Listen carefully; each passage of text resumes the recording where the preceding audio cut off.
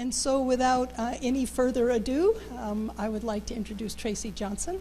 She's the Executive Director of the University of Idaho Rinker Rock Creek Ranch, I believe.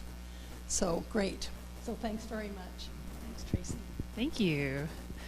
That sounds like a fascinating talk because we've got some water hemlock on this property. So I think I'm going to check in for that.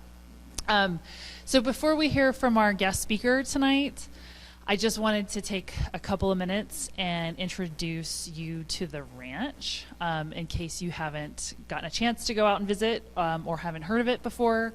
I am the Director of Research for the ranch, and I'm also faculty at the University of Idaho in the Department of Fish and Wildlife Sciences. And our guest speaker tonight is Dr. Chris Zajchowski, who's a relatively new assistant professor that's just started at the University of Idaho. He's down all the way from Moscow, and he's going to talk about recreation ecology more generally, and then we'll talk a little bit more specifically about the activities that happen on the ranch and some of the challenges that we have out there. And I also wanted to make sure that you guys know who Cameron Westcamp is. She's our operations manager, and she is based here in the Wood River Valley full-time, and you can find her out on the ranch property most days. I'm from Boise, so I didn't have to come too far from Moscow, but I don't live locally. Should have asked about this. There we go.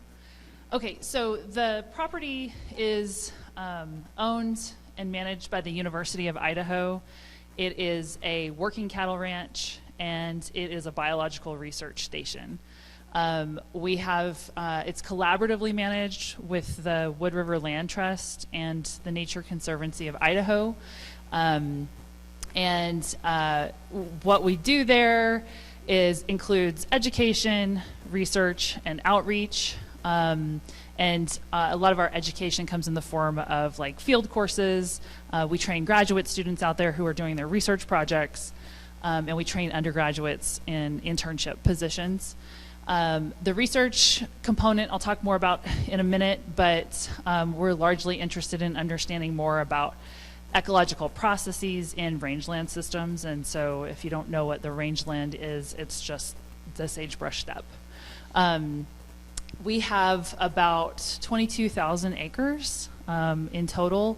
10,400 of that is the private deeded land, and you can see that I think most clearly in the red on the right hand or on your left hand side. And then we also hold the grazing permits with the Bureau of Land Management for an additional 11,000 acres. So 10,400 acres of private, additional 11,000 acres of public land. So, and we have a little bit of Idaho state land mixed in there as well. And then you can see the Rock Creek Road, which is a public road that intersects, runs north-south and intersects kind of straight through the middle of the property. We have access to most of the Rock Creek watershed. So that's just a tributary of the Big Wood River. And we've got about 90 miles of streams and tributaries on the property.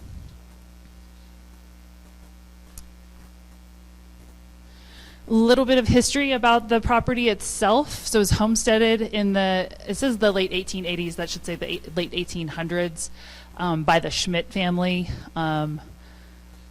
Agatha Schmidt, up top, a picture of her feeding what looks like a bottle baby maybe. And this is a picture of the middle of the property has a historic barn on it, and this is what it would have looked like. I don't know what year that's from actually.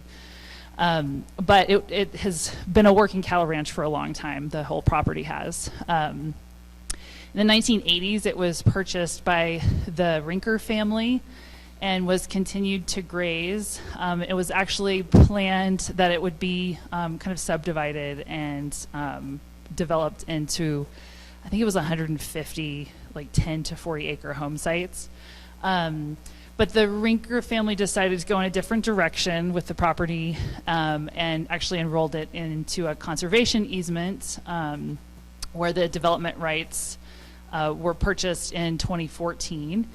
And shortly thereafter, I think the Wood River Land Trust and the Nature Conservancy purchased the property, and then invited the University of Idaho into the partnership in about 2016 to expand the research and outreach component of the property. And so U of I management began in earnest in 2019. And so right now it is collaboratively managed, like I said, but U of I is pretty much responsible for the day-to-day of the property. So I mentioned it is enrolled in a conservation easement, and that easement kind of dictates a lot of the activities that happen on the property now. Nearly the entire 10,400 acres of private deeded land are enrolled in that easement, and it limits the residential development that was planned before, but it does allow for utilization of the agricultural resources that are out there, so it still allows for cattle grazing and irrigation of the wet meadow areas. And it also provides a lot of open space for recreation. And it is open, at least specific parts of it are open for public access still. And so that's part of the reason why we're here today, to talk about recreation. And then the easement also calls for the protection of fish and wildlife habitat. There's a picture of a pronghorn up there. We've got our resident herd of pronghorn. We've got deer and elk out on the property, moose that we saw today.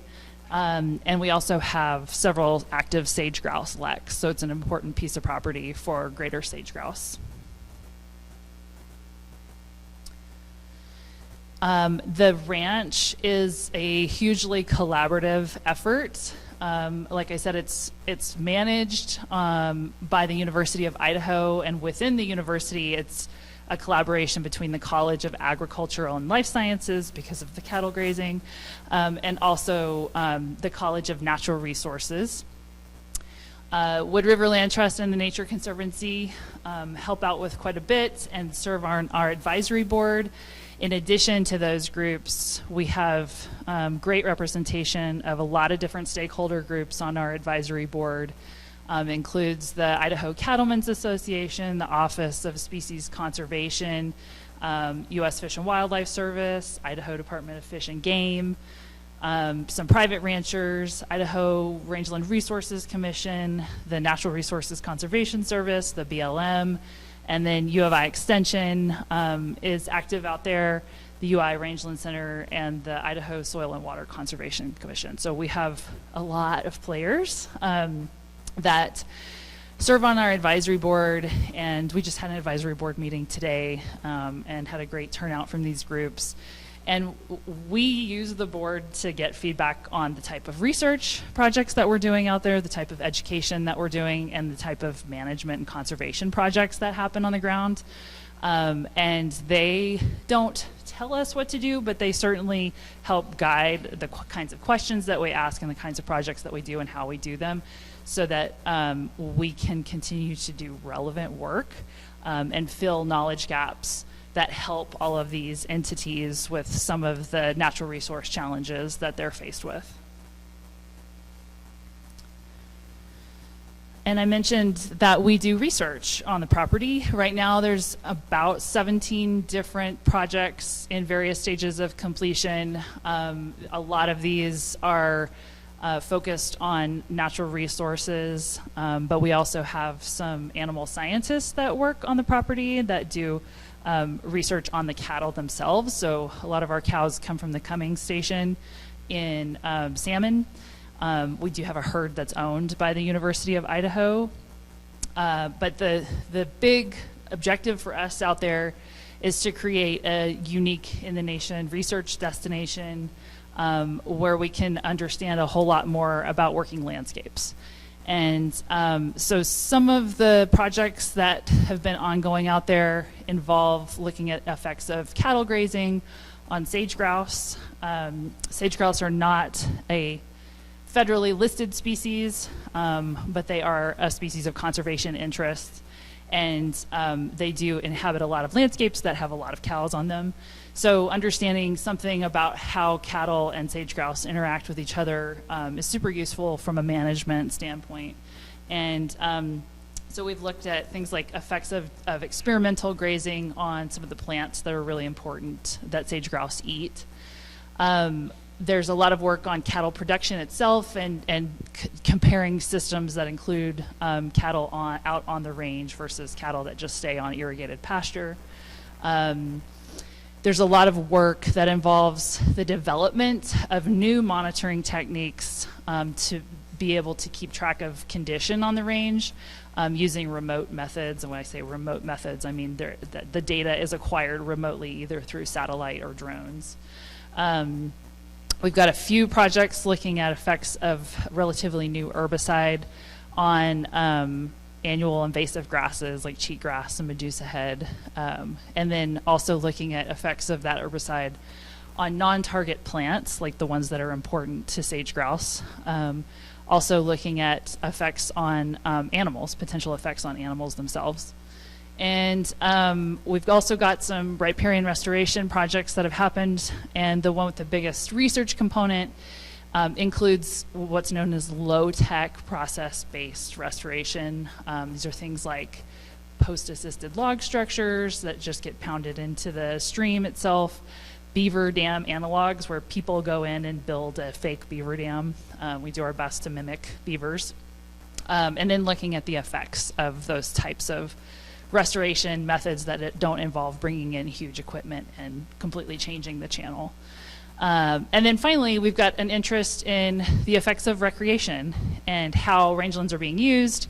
Also, what are the human impacts on the other uses of rangelands that include livestock grazing, wildlife habitat, that sort of thing. So I think that's a good segue to introduce our guest speaker, Dr. Chris Zajchowski. Like I said, he's down from Moscow. He just recently started in the spring semester in the Department of Natural Resources and Society.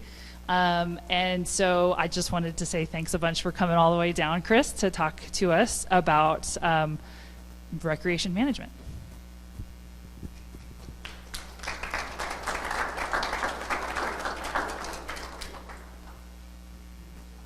What's that? I'm good to go. Thanks, Tracy, and thanks, Cameron, and Kristen here at the library, and the rest of y'all for coming out today. Again, I'm Chris Zajchowski. I'm coming down from Moscow, and it's pretty up in Moscow right now, but it's also pretty gorgeous here. So I'm thrilled to be here with y'all and get to see where you're coming from and the resources you have here. I am going to be talking about recreation on the range. And I'm going to be doing so with the assumption that you probably know more about what's happening on the range in terms of recreation right now than I did. So I want to make sure we start from that perspective, because I think it's important to know that what's happening elsewhere in the country in different recreational settings can be applied here. And there are ways that we can figure out what other people are doing in other contexts that might be make sense for you. There's other methods that folks are using that might not make sense. And I want to kind of go through some of those and provide an overarching framework that the federal land management agencies are using right now that you might be able to adopt. And I know we might say we don't want to do anything the feds are doing, but they put a lot of energy and intention and interest into understanding recreation management and coming up with a framework that's adaptable to different contexts, which is why I want to present it to you all here today. So we're going to talk a little bit about that, and maybe I'll get some feedback from you on what works and what doesn't for this unique context. Before I do that, just a little bit about me. I'm interested in why people do what they do when they go outside. And I got interested in that when I was spending time in Jackson, Wyoming, after college, living there, living my best life, guiding people in various different settings and working outside.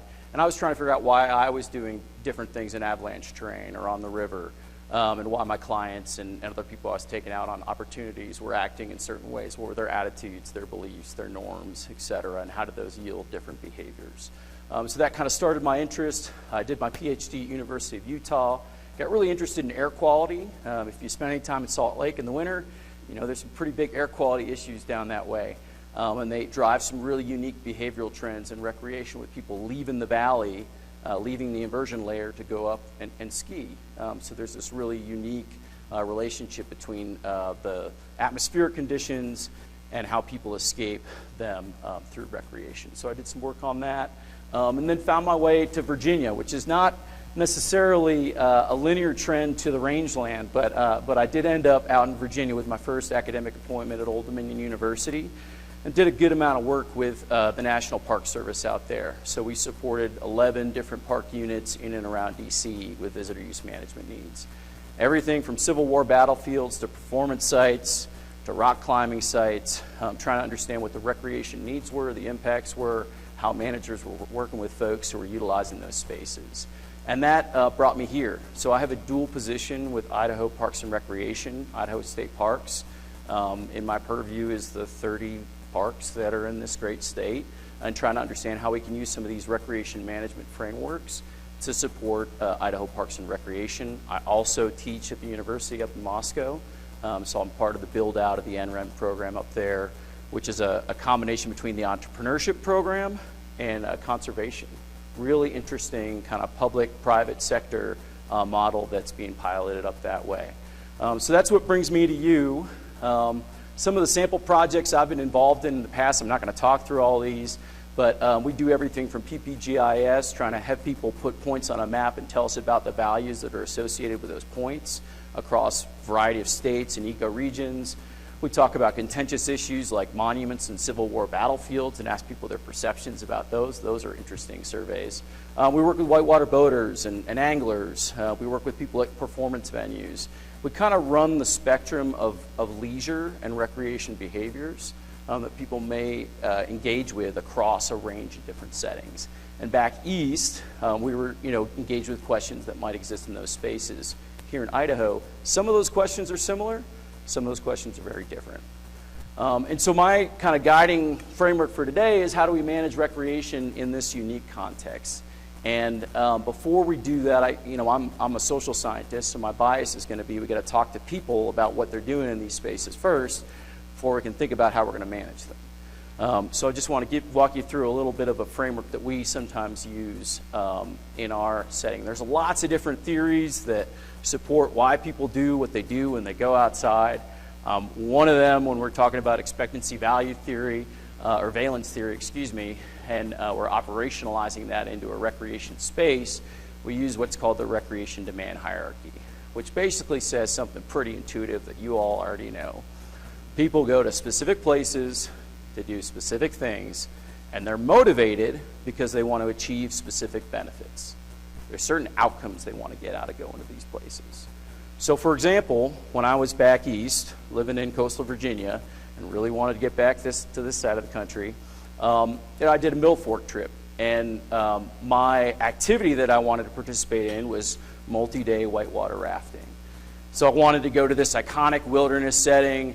I wanted to go to the inland Northwest. I wanted to go to a riparian corridor, one that I hadn't visited before. I'd rafted in a bunch of places in the state and in other states throughout the West. And I was motivated by connecting with friends who used to be guides, ran swiftwater rescue companies, friends who didn't work in the guiding industry but loved rivers. I wanted to enjoy myself. I wanted to be challenged by this iconic river that I'd heard so much about. And I wanted to connect to this geography and learn more about it. And I was hoping that the outcomes I'd get from those motivations that drove me to this setting where I was participating in this activity were strengthening some bonds with these people I might not have seen for a while by spending 7 days on the river. Increased self-confidence in my rowing skills or my abilities to lead a group on a private trip. Being restored and relaxed. If you read Florence Williams, The Nature Fix, or you spend any time talking about health benefits, you know that when we go outside, we generally feel better. Our stress levels generally drop. There's all these other benefits that I don't have time to talk about today, and you probably know about most of them already. So this is one application of the recreation demand hierarchy. In a rangeland context, I bet we could do the same thing. And my assumption is, again, that you all probably spend a lot more time in these settings than I do. So my question to you is, when either you go out and recreate on the range, or people come onto your ranch land, or come into your backyard, what are the activities they're participating in? What is it about the setting that drives them there? What are their motivations? What are the benefits that they're hoping to achieve, or that you're hoping to achieve? And I am kind of curious. I'd love to hear from a couple folks. You don't have to walk through any, we're not in class, right? But I would love to walk through a little bit of this so I can understand what's bringing people to these unique spaces that you all are spending time in.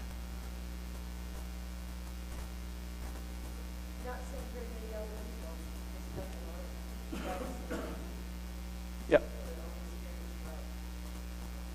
Space to yourself.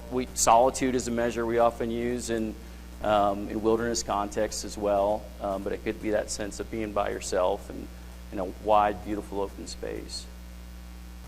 Might be one of those motivations. Other motivations or activities or benefits folks are thinking about when you think about rangelands? Good exercise, beautiful setting, and I still appreciate nature.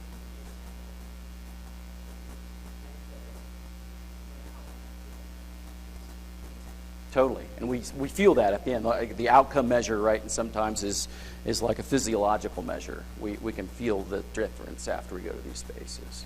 Absolutely. Yeah, and sometimes people will say spirituality, right? Being in some of these spaces might be humility, might be spirituality, and it depends on the person, right? Depends on what's bringing you to these unique spaces. Maybe one other person got some thoughts they want to share?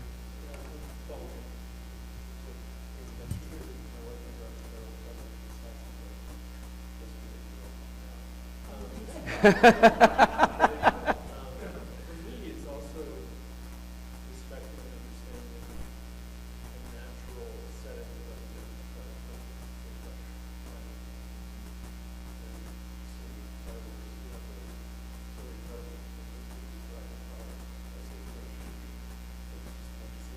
Yeah, on the way to something else, right?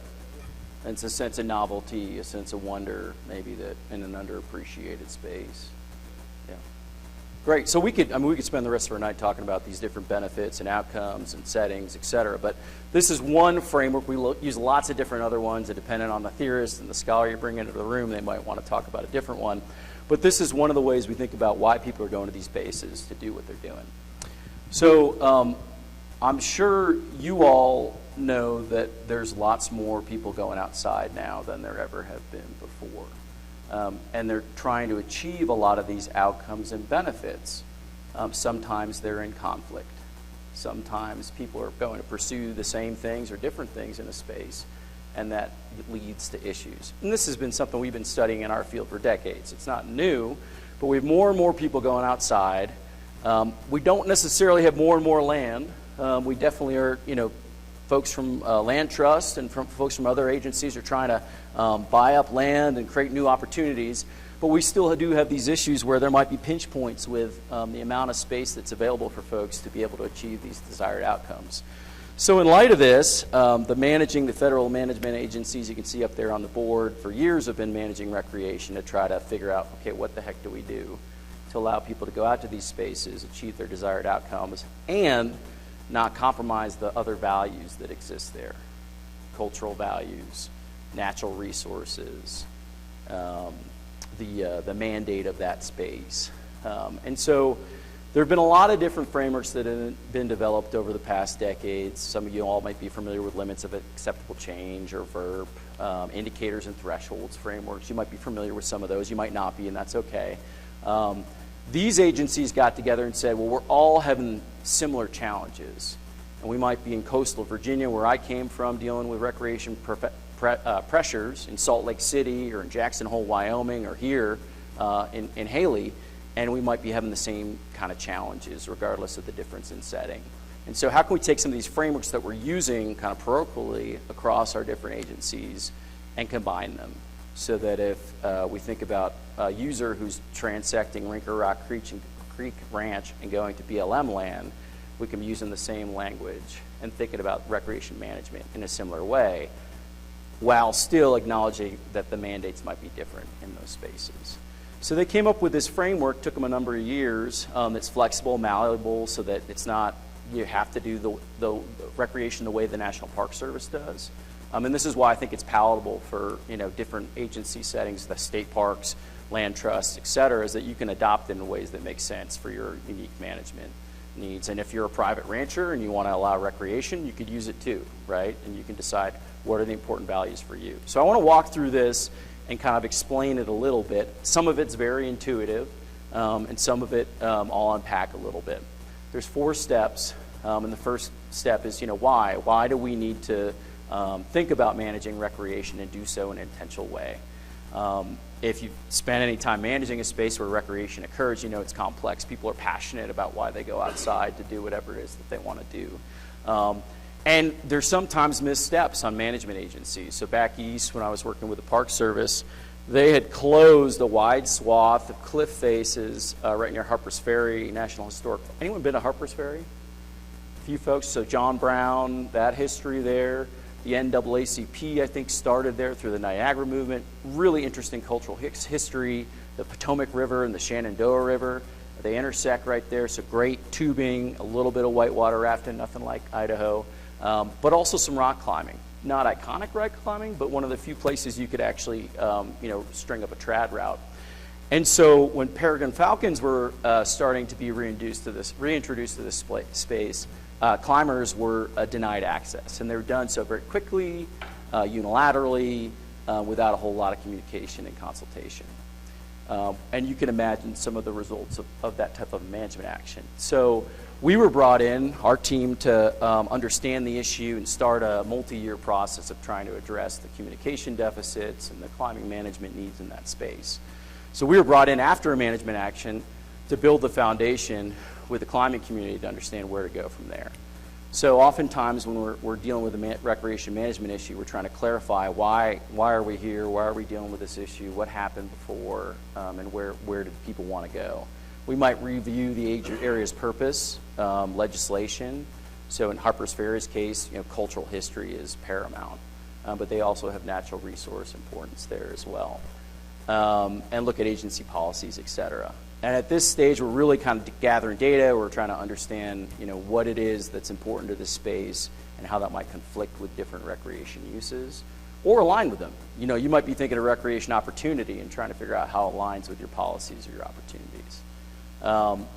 When we talk about defining the visitor use direction after this foundation, we might be using some frameworks that folks are familiar with here. If you spend any time in the recreation management space, you might know our recreation opportunity spectrum, where we're going to be providing folks opportunities from the urban range all the way down to the primitive. And we can contest that framework. We can interrogate it and pick it apart. A lot of folks have done that in the scholarly literature. But it's a pretty standard framework that folks are familiar with. And it sort of tells us, okay, well, at Rinker Rock Creek, where are we on that spectrum, right? And what are the opportunities we're trying to provide? It's not an urban park, right? And so what are the sort of desired, management directions there, and how that might inform a change in recreation use or recreation build out? Getting a little glare there, so I just want to make sure I know where I'm going here. We might also, as a managing entity, be trying to define desired visitor uses and activities in these spaces. And we as a manager might know exactly what we think is appropriate, and it might be codified in law. But we also might want to interview our visitors or survey our visitors to figure out what they think is appropriate if we're thinking about making a recreation management change. So some of the work we'll do, this is a study in Salt Lake that we did, is we'll ask people about different conditions. Let's say the issue is crowding, which is one of those perennial issues we always talk about in recreation management literature. So we might show folks randomized photos of different number of people in one place at the same time. They're photo manipulated, and we might say, okay, well, how acceptable is it to have this number of people? That solitude condition or semi-solitude condition we're talking about there with 5. In this setting, there were lots of people always going there, so you would never be the only person. What about 30? What about 15? And we'd ask people about the valence of that across multiple different points, and try to average those across our entire user group to understand how acceptable those different numbers of folks were. So the bubbles on that graph are the amount of agreement. You can think about standard deviation if you spend time in that space. And the larger the bubble, the less the agreement. The smaller the bubble, the greater the agreement. So as we get down into these higher impact categories in this setting, we saw people agreed less. There's some people who really liked being with a lot of other people, with 100 of their best friends. There are other people who wanted that solitude condition and were not too thrilled about it. And so we might use those kinds of survey methods to understand from a visitor perspective, what's the threshold of acceptability? Whether it's the amount of dog waste you see or off-leash dogs or the amount of mountain bikes you see when you're leading a horse packing trip, or the amount of people at one time, or we can think about all these different indicators we can plug into that kind of a system, and we can ask folks across different groups their perceptions. That doesn't mean as a manager you have to do whatever these people on the survey are telling you, but it does tell you if you're doing this in a representative way, what people care about and how they're going to respond to whatever management solutions you decide to make. So it gives you a visitor input data point. And helps you move towards understanding what those desired conditions are, either for different segments of visitors or for visitors overall. Or if you do this with managers, you can do the same thing with a bunch of managers and see what they have to say. My guess is their tolerance is far less for some of these different impacts. And then you can set these indicators and thresholds to monitor and manage moving forward. So you can say, this is the number of people that we want to control for at this one scenic viewpoint, or this is the amount of off-leash dogs we want to see. It could be 0. Or it could be 5, right? Or this is the amount of mountain bikes that are acceptable on this trail before we get to some kind of conflict issue. And that allows you, when you go turn around and do a monitoring effort 5 years later, to see if you're in compliance with your desired condition.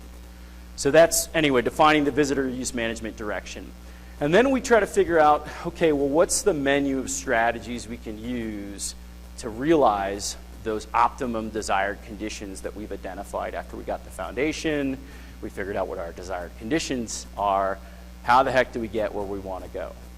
And so one of the things I want to drive home today is, limiting people is the last thing we often say we want to do in a recreation context. We often, it's the last resort. And you can even look at parks like Acadia or Arches down south in Utah.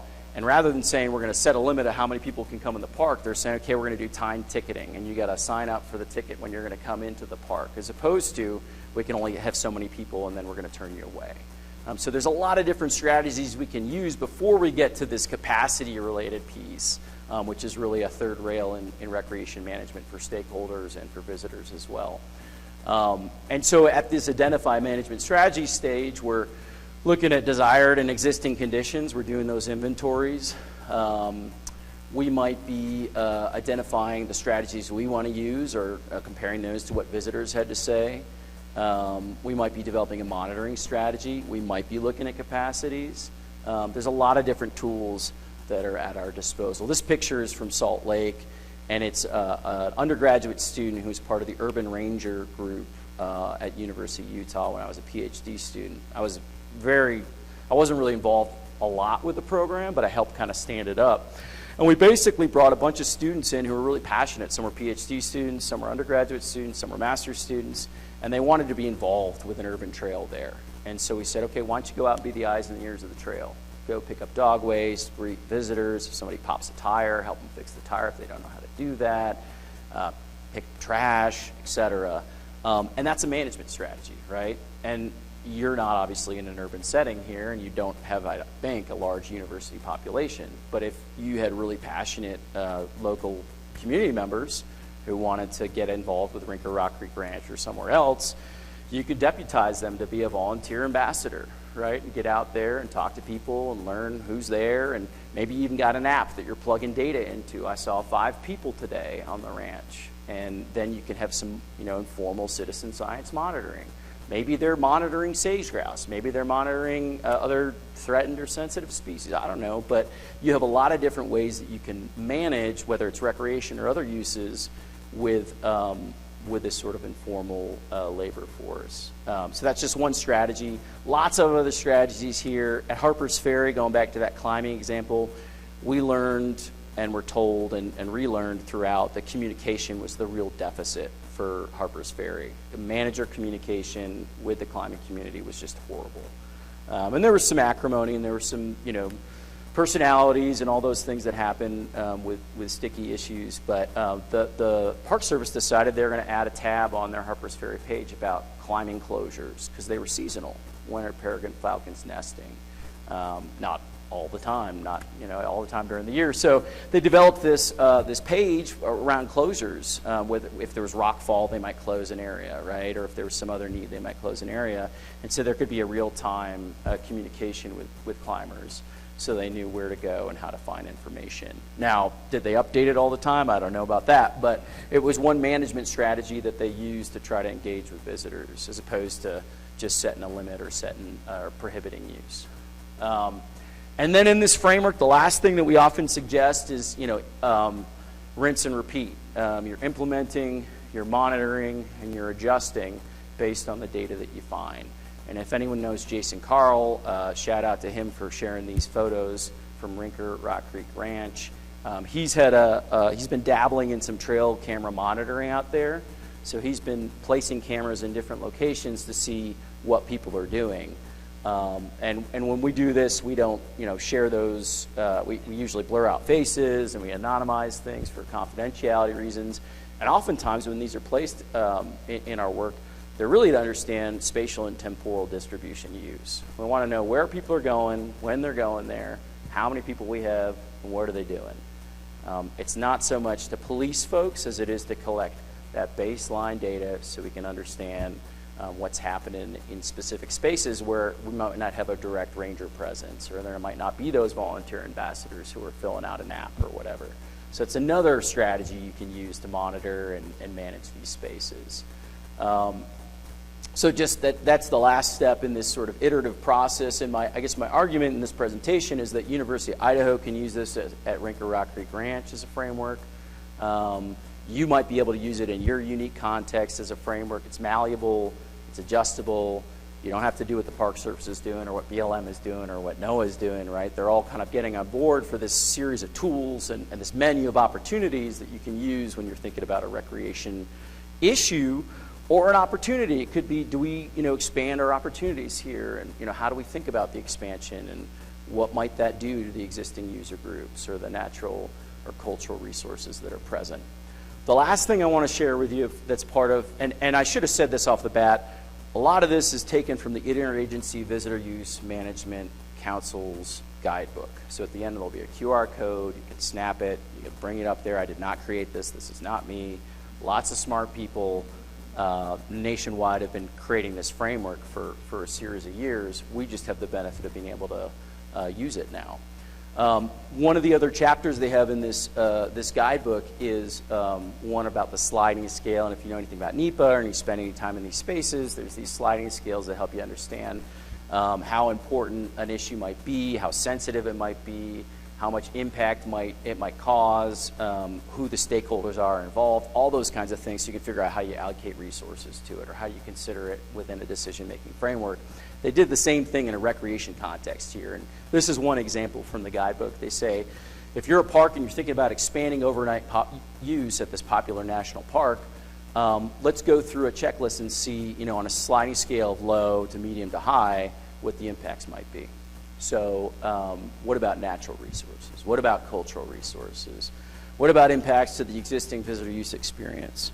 What about stakeholders? Are there our concessionaires or special interest groups or conservation groups or hunters or anglers, whoever's spending time in these spaces, is this really going to get stuck in their craw? Like, what's going to happen here if we expand this use?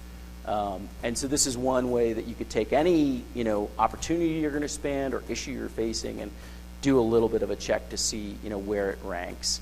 And then what these folks recommend is you take those 8, I think we only saw 7, but you take 8 of the criteria and then plug them into this matrix to understand the issue uncertainty, the risk, the impacts to all these different resources that you as a management entity are entrusted to provide, to steward, I should say, how involved stakeholders are in these spaces, and the level of controversy around whatever it is you're planning on doing. And then that can tell you, where this is on that sliding scale.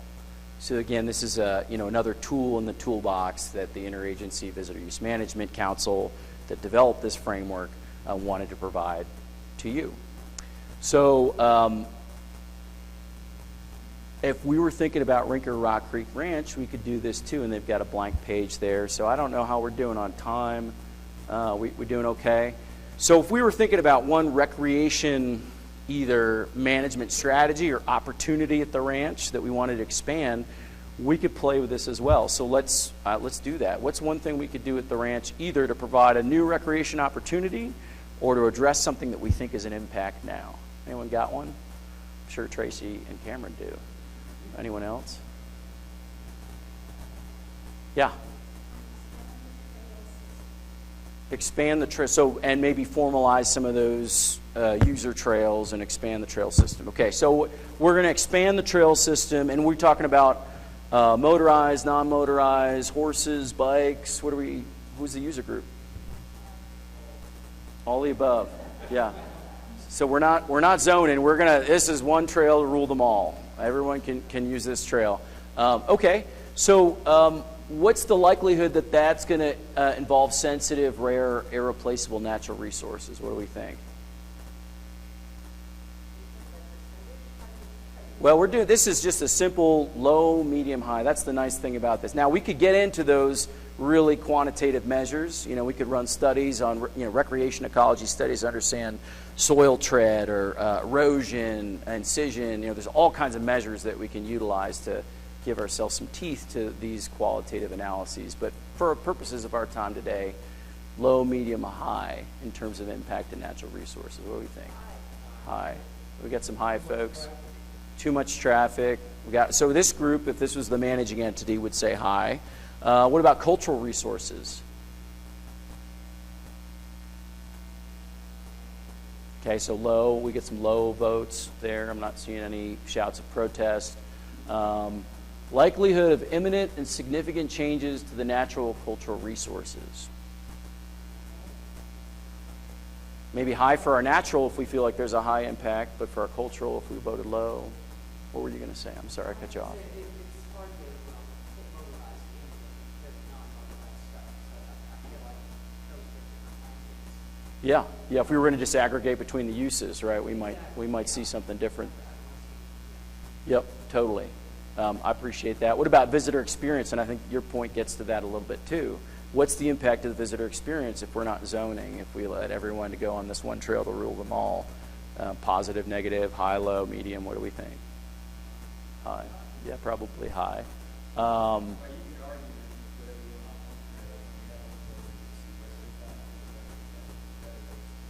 Yeah, you've got that sacrifice space that you basically create. That's one of the, euphemism, good, better, ugly euphemisms we use, right? When we're developing these areas that we're funneling use into to try to protect other areas from dispersion of visitor use. Yep, we could make that argument as well. So we could make a medium argument. We could make a high argument depending on the composition of managers that are in the room, for sure. We could walk down this. I'm not going to walk. You can do this yourself, right? But you could see how we could use this for a specific recreation management issue, and depending on our management directives, if we had enabling legislation, if we had policies, if we had a guiding framework for the specific space we were working in, we'd be able to bounce some of these questions off of that, right? So right now, as a group of folks in a talk, we might not know what the guiding directives are of Rinker Rock Creek. We learned a little bit from Tracy, but we might need to dig into the weeds a little bit more to know where those qualitative analyses lie. We also might need to do some of that actual recreation ecology work or ecosystem monitoring work, right, to understand some of those other impacts. And then we could come up with our sensitivity rating on that sliding scale. So that's what I got for you today. It's basically not to sell you on this framework, but to say it's a resource that's available for you. So there might be one piece in here that you saw, you're like, that's interesting. We could chew on that a little bit further. Or there's a few different frameworks that might be useful that were presented in here. QR code leads you to the guidebook from the Interagency Visitor Use Management Council. You're welcome to use that as I have this evening in whatever way you find useful. I think what we're going to do before we go to questions is Cameron's going to talk a little bit about next steps. So Cameron, I'm going to pass it over to you, and then we'll go from there.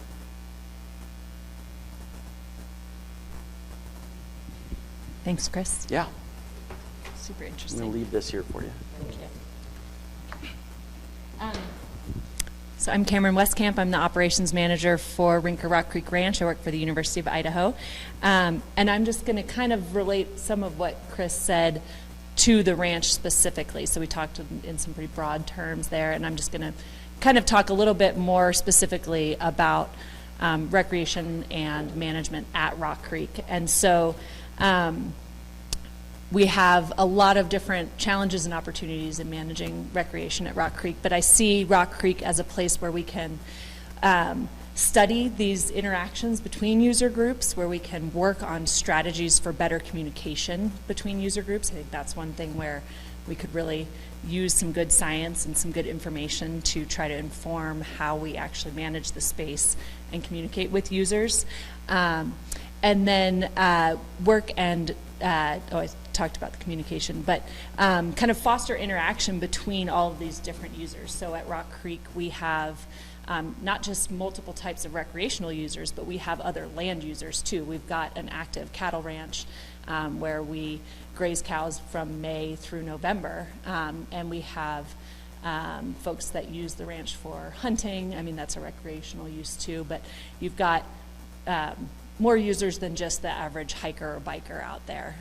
So place where we can really kind of come together and work on techniques that work across all of these different user groups and conduct that research that can inform our management decisions. If you've been out to the ranch, maybe you've seen some of our public access yes signs. And the guidelines on these signs, like Chris said, where we are governed by some specific guidelines, and so we try to communicate these to the users. We have the NRCS conservation easement that Tracy mentioned that dictates where we can and can't use motorized vehicles on the property, and then dictates things like no sage grouse hunting, no target shooting, trapping, things like that that are not compatible with the conservation easement and the research objectives on the property. So we do have some overarching things that help guide our management, but then we do need some of that feedback from the public too to better manage the public recreation that we allow. And it's our intent to, and our hope and our goal to always keep this property open to the public. A lot of land like this that's privately owned or privately managed is no longer open to the public, and we don't want to close this off to the public. So we want to find ways that we can achieve all of our objectives, whether that's the educational research objectives or our natural resource objectives or our cattle management objectives. So trying to kind of get everyone on the same page. If you've been out to the ranch, you've probably seen our historic barn, and you may see things on the ranch that will change over time. We have plans to restore this barn. It's going to remain in the same footprint, but it's going to be spruced up, and you'll see classes and workshops taking place there. So there will be things that change over time at the ranch in terms of some of the infrastructure, but we will be keeping that open space and that kind of ranchiness to it. So not going overboard on that development or anything, but just sprucing things up, changing some fence lines, working on our corrals, working on our intern housing, and other kind of operational needs out there. So, and Chris talked about this a little bit, but one of our goals out there is to kind of build that recreation community that you were talking about, create that network of folks that we as managers can interact with,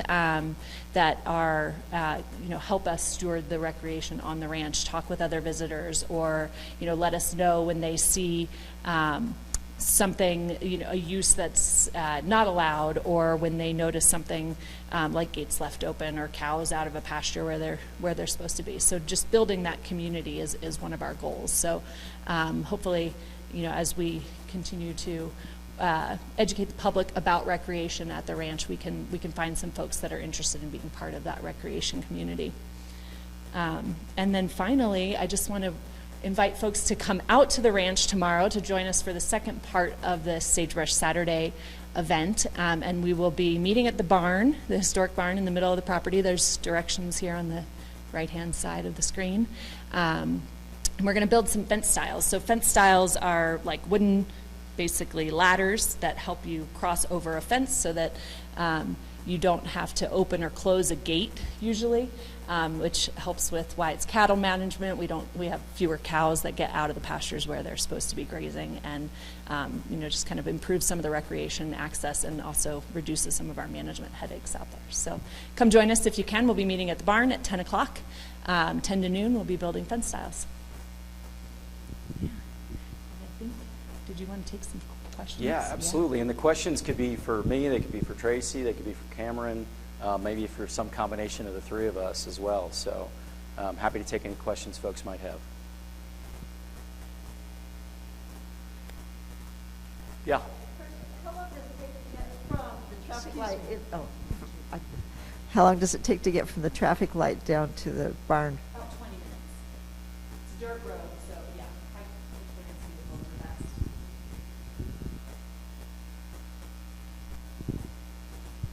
fast. Just when you're thinking about your decision-making framework, how do you look at impacts on, adjacent lands that maybe the management agency isn't? I mean, we see that on our place. Decisions about what happens on BLM influences things that happen on the private ground next to it, as far as like elk is a big one, obviously, weed vectors, things like that. I'm just curious about how you sort of factor that in terms of what you're trying to achieve when it has impacts over lands that you don't maybe have management authority over. But Yeah, absolutely. And that's where, we've talked about bringing in the recreation community to Rinker Rock Creek, and I think the same communication, collaboration message from that initiative, I think, is applicable to that question as well. The more in contact we can be with those managing entities to understand what they're doing, and hopefully to be on the same page with it. But from your question, I'm gathering that that's not always the case, right?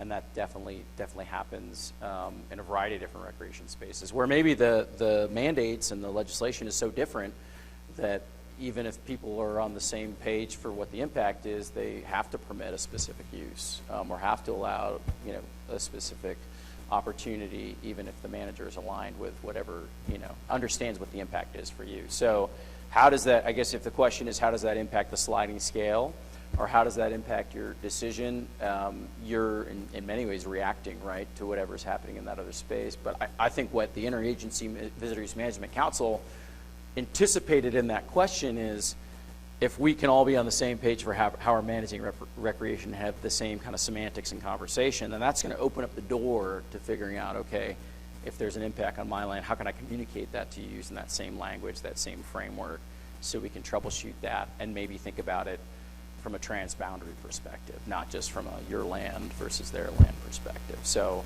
I know that's easier said than done, for sure.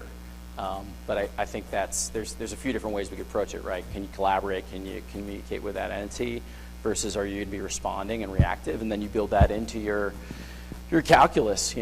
This land manager is not going to work with me, or what they're going to do is antithetical to the mission I have here, so I've got to respond to that and build that into my evaluation on that scale. So I don't know if that gives you the answer you're looking for, but that's how I would think about some of those competing priorities. Other questions?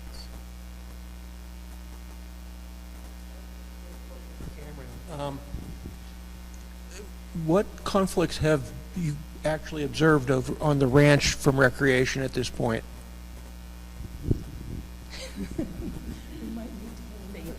Yeah.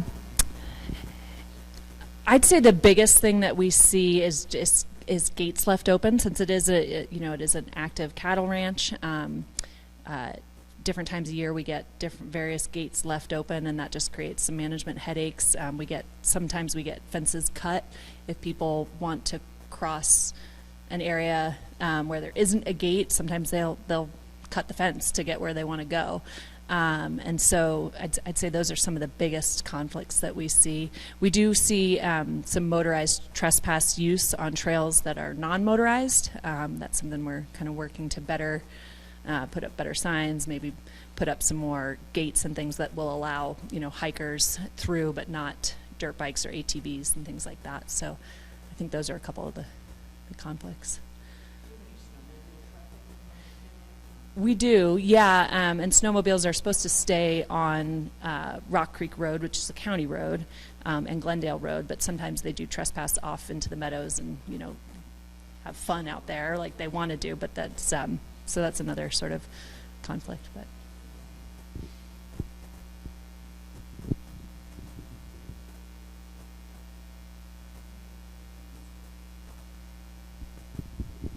What percentage of your trails are motorized?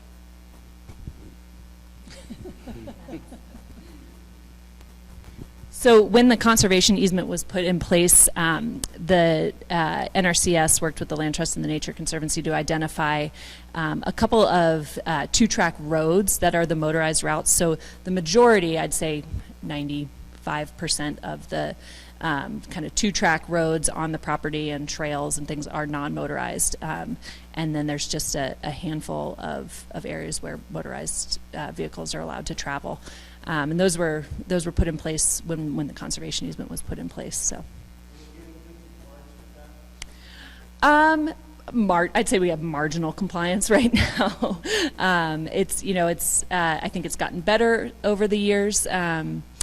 Since the conservation easement was put in place in 2014, it takes folks a little bit of time to kind of understand new regulations, understand new management, and I think we've gotten better compliance over the years. But we do still see some motorized trespass in areas.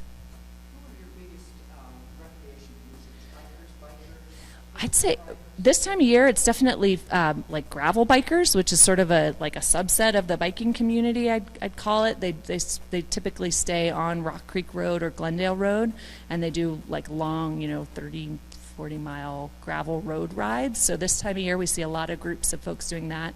A lot of hikers and dog walkers on various trails. I think those are probably the largest volume. We see some equestrian users out on the ranch, which is a great place to ride horses. So we do see some of those too. And then in the fall, we do see quite a bit of hunting use, whether that's bird hunting, upland bird hunting, elk, deer, various different kinds of hunting. I guess I have one other question. As far as Yeah.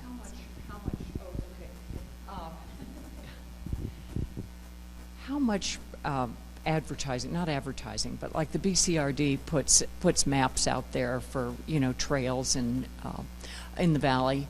How much of that do you want? And I mean, so many people that I speak with as a Haley resident don't even know where the Rock Creek Ranch is. So do you want more people to know about it, or? Yeah, I'd say that's it's kind of mixed. We care a lot about the ranch. We care a lot about the resources out there. We love that folks, a lot of folks that were here today identified that they like to go there because it's more quiet and it's you have that solitude. So it's a little bit of a double-edged sword. The more advertising and the more that we talk about it, the more folks are going to come out. One of our kind of limiting factors is just being able to manage recreation. We don't have a lot of public facilities. We don't have water. We don't have cell phone service. We don't have public restrooms and things like that. So we're a little bit limited in terms of what we can handle from a management capacity for recreation. So right now we consider it sort of a rustic experience. It's not like the Adams Gulch Trailhead, which most of you are probably familiar with. That's not really our goal. We want to keep it kind of a more rural, rustic place. But we do want people to come out and appreciate it, because the more that people appreciate it and know about it, the more, the better stewards of that space they can be. So it's a little bit tricky. That's the kind of academic question that follows hers, right? Is like, if you advertise it, are you going to get the people out there that are going to respect it? And this just reminds me, I've done a lot of, like in Nevada on BLM land, there's a lot of really interesting Native American sites. They're very difficult to find. You can find it, but you have to know 4.6 miles and here's this fence and there's no sign. And the people that are there are very respectful of that environment. As soon as you put that on a map, you have new problems. So I don't have the answer to this, but it's Yeah, in some ways, in this context, as I'm listening to some of your responses, I'm thinking really great communication on site to activate whatever the attitudes or the norms are for users that you're trying to educate, as opposed to a huge social media campaign where you're alerting to people to the presence of the space, right? And so it's changing the behavior of the people who are already coming, if that needs to be changed at all. And so if I were to advise you all, I would say, trying to communicate on-site as opposed to off-site to be able to make some of those changes.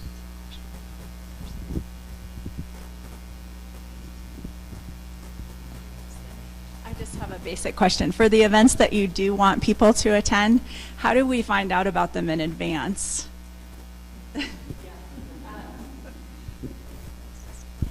So for this event, we had a press release in the paper, and we had it in the newspaper calendar. We had some flyers up around town, and we do have it kind of on social media and things like that. So you can follow our social media websites for the ranch.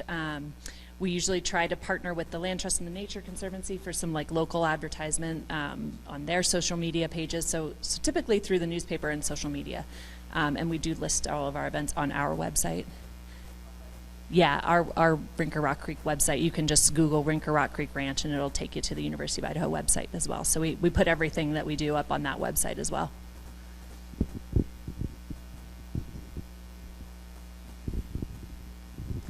What is your policy about having dogs on the ranch? We allow dog walkers and folks walking their dogs. We do advise that there are quite a few rattlesnakes out on the ranch. That's just something to be aware of. This time of year we see quite a few, so that deters some folks from walking out there in the summer. But yeah, we allow folks to walk dogs and hike and bring their horses and their dogs and their kids and whoever.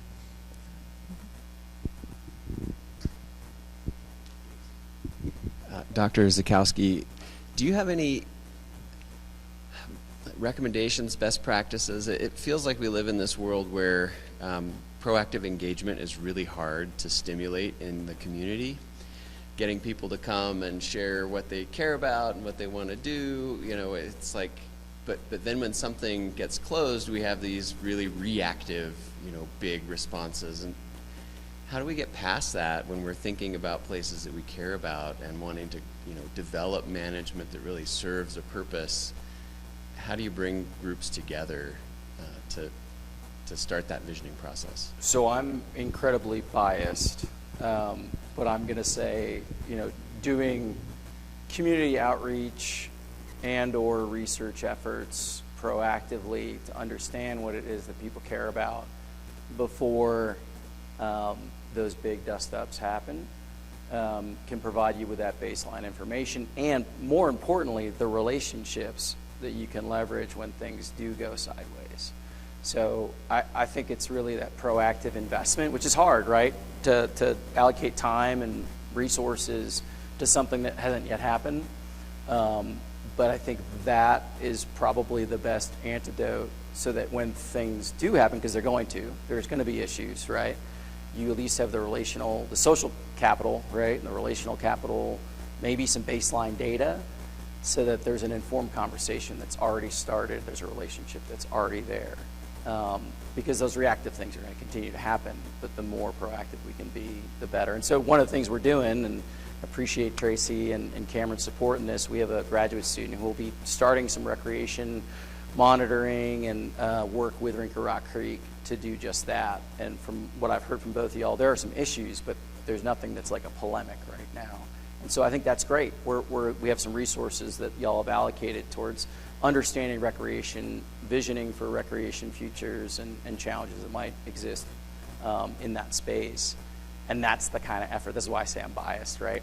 I think that's good because it sets that foundation. And then the work that you all are doing this right here, right, educating the community about what exists out on the ranch, what the resources are, what your guiding directives are, what the history is, how to get involved, how to get that sense of place established. Those are all the things that are tough to measure on a balance sheet, but they go a long way to building trust and buy-in when things do go sideways. That'd be my response. Yeah. Chris, I think my question might have some overlap in the answer, but I'm curious. You were giving your example about from Virginia with the rock climbing and the lack of communications between recreational managers and the people that were using it. But I was saying about your development or expansion of recreation, and I can see where there could be competing interests, and you could get into battles that economists would call a wicked problem. Yeah. How would you tell somebody to approach that if they were doing recreational development and you got in one of those wicked problems? You know, one group wants to use it, another group doesn't want them there, that kind of thing. How would you approach that? Yeah, there's some nice literature from a few decades ago on, I think it's asymmetric antipathy, meaning one group doesn't think that there's any issue with these two different recreation issues existing side by side, while the other group hates them. And so in the boundary waters is where some of the foundational work was done. People riding their motorboats in the boundary waters and canoers. People in the motorboats thought they're all out there to enjoy the boundary waters and the great opportunities that are present there in motorized use. The canoers felt very differently. And so that's one of the terminology that we use. Goal interference is another one in the conflict literature. So my goals are incompatible with your goals, right? And often we see that at different speeds. So whether it's hikers and mountain bike use, or it's the motorboating example and canoeing use. So speed, sound can be one of those triggers as well. And often sites will zone, so they'll decide who's going to go in which place to try to separate those uses if those issues are so acute, so that you're removing the conflict from occurring in the space, but you're continuing to provide the opportunity. So you're not keeping people from doing what they love to do, but you're trying to find as best possible equivalent opportunities. So you're not giving the folks in the canoe tours the best opportunities, while the folks who are driving their motorboats have horrible opportunities, right? So you're trying to find those equivalent opportunities for individuals so that they can still feel like they're getting their desired outcomes, but they're not in the same place. And so it's not triggering that conflict, whether that conflict is realized or otherwise by both parties. So that kind of helps some of that, prevent that spiral that you're talking about, some of those wicked feedback loops that can occur.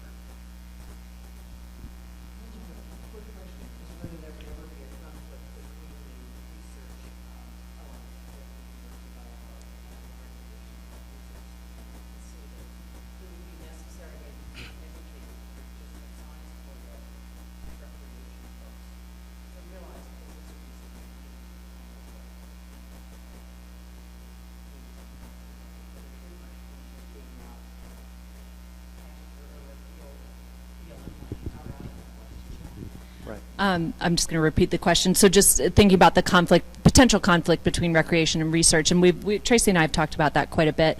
And there will be times where we will have to communicate with users that certain areas may be closed to the public for a period of time while certain research is conducted, and we'll have to work on strategies for communicating that to the public so that we can continue to do the research that we need to do to keep the to keep up with what our mission is at the ranch. And so we'll just have to work on probably a lot better signage, a lot better communication on our website, directing people towards the information that we need them to have. Yeah, and we go back to that spatial and temporal distribution of use, right? So if you're going to close for a certain time or in a certain space, can you provide something else at a different time and in a different space? And that can apply to the research context as well. Yeah. I just want to add to that typically all of our research effort has taken place fairly far from what the public has access to, so it really hasn't been an issue.